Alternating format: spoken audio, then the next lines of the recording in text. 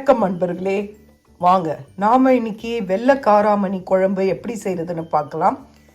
வெள்ளை காராமணியை ஊற வச்சு அதை வேக வச்சு எடுத்துக்கோங்க. சுண்டலுக்கு வேக வைக்கிற மாதிரி இதை வேக வச்சு எடுத்துக்கோங்க. அதுக்கு பிறகு ஒரு பெரிய சைஸ் வெங்காயம், ஒரு 2 தக்காளி, 2 பல்லு பூண்டு, 2 பச்சை மிளகாய், இதை நாம் பொடியாக நறுக்கி எடுத்துக்கலாம். கொஞ்சம் 2 கொத்து கறிவேப்பிலை எடுத்துக்கோங்க. அதுக்கப்புறம் புளியை ஊற வச்சுக்கோங்க. வாங்க இப்போ நாம் என்ன செய்கிறதுன்னு பார்க்கலாம். இப்போ பாருங்கள், ஒரு பேனில் எண்ணெய் விட்டுருக்கேன். எண்ணெய் காஞ்சதும் அதில் கடுகு ஜீரகத்தை போட்டு அது பொரிஞ்சதும் இப்போ நாம் நறுக்கி வச்ச வெங்காயம் பூண்டை போட்டு நல்லா வதக்கலாம்.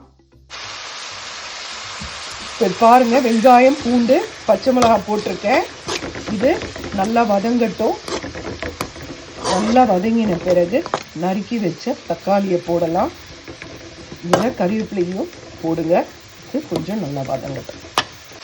வெங்காயம் நல்லா வதங்கின பிறகு நாம் நறுக்கி வச்ச தக்காளியை இதில் சேர்த்துக்கோங்க.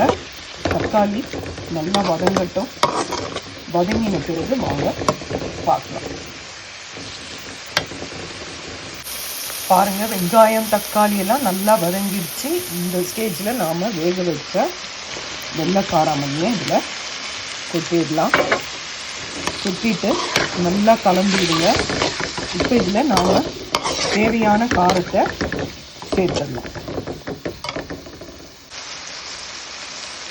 பாருங்கள், 1/2 டீஸ்பூன் ஜீரக பவுடர், 1/2 டீஸ்பூன் தனியாத்தூள், 2 டீஸ்பூன் குழம்பு மிளகாய்த்தூள், 1/4 டீஸ்பூன் மஞ்சப்பொடி, இதெல்லாம் போட்டு நல்லா கலரி கொடுங்க. நல்லா கலரி கொடுத்ததும் நாம் புளி ஊற வச்சுருக்கோம் இல்லையா, அதை கரைச்சி இதில் விட்டுடலாம். இது நல்லா கலரி கொடுங்க. அப்போ தான் உங்களுக்கு காரம். அப்புறம் தேவையான அளவு உப்பு சேர்த்துக்கோங்க. அப்போ தான் இந்த காராமணியில் காரம் ஏறும்.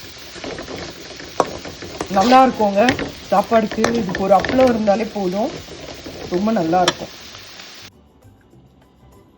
இப்போ பார்த்தீங்கன்னா நான் புளிக்கரைசலை இதில் விட்டாச்சு. இதுக்கு பிறகு உங்களுக்கு தேவையான தண்ணியை சேர்த்து உப்பு காரம்லாம் பார்த்துட்டு நல்லா கொதிக்க விடுங்க. நான் இதுக்கு தேவையான தண்ணியை சேர்த்துட்டு நல்லா கொதிக்க விடுறேன்.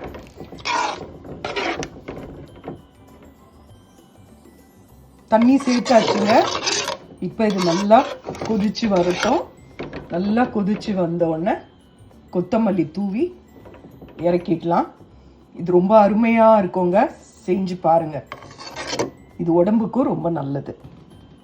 நான் கொதித்த பிறகு காட்டுறேன். பாருங்கள், குழம்பு நல்லா ரெடி ஆயிடுச்சு. நல்லா சூப்பராக இருக்குங்க. நல்ல டேஸ்ட்டு செமையாக இருக்குது. செஞ்சு பாருங்கள். செஞ்சு பார்த்துட்டு உங்களுக்கு இந்த வீடியோ பிடிச்சிருந்தா லைக் பண்ணுங்கள்.